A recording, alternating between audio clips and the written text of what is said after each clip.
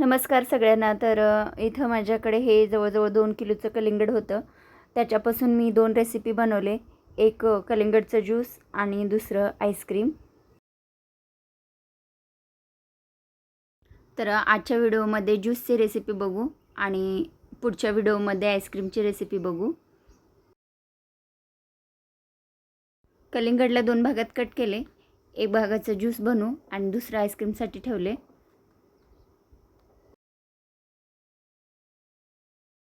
आता ह्यातलं बी काढून याला बारीक कट करून घेतले.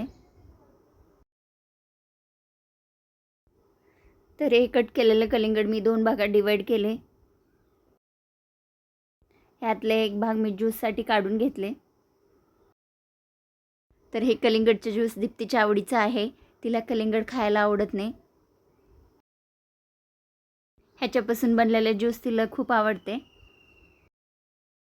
आणि आजची ही रेसिपी तिचीच फरमाईश आहे.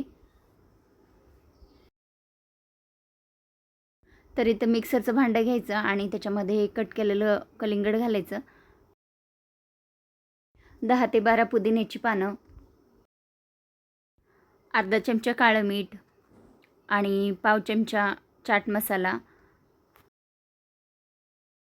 छोट्या वाटीने वाटीभर साखर घालून हे सर्व मिक्सरला फिरवून घेतले.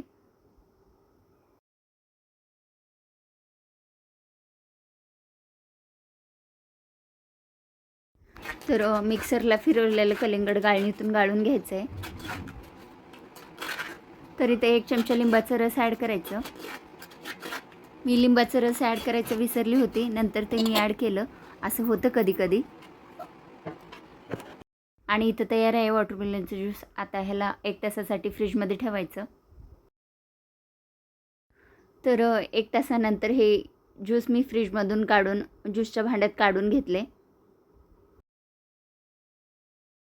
हे ज्यूस बघायला पातळ दिसते, पण टेस्टला खूपच भारी लागते. हे ज्यूस बनवायला काही जास्त मेहनत लागत नाही, वेळ पण जास्त लागत नाही.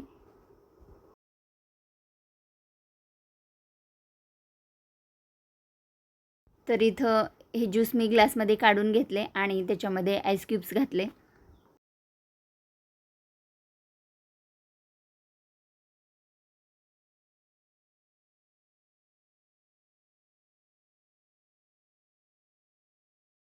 अशा पद्धतीनं तयार आहे वॉटरमेलन ज्यूस. तर हे रेसिपी तुम्हाला आवडली असेल तर लाईक, शेअर, पेजला फॉलो आणि चॅनलला सबस्क्राईब नक्की करा.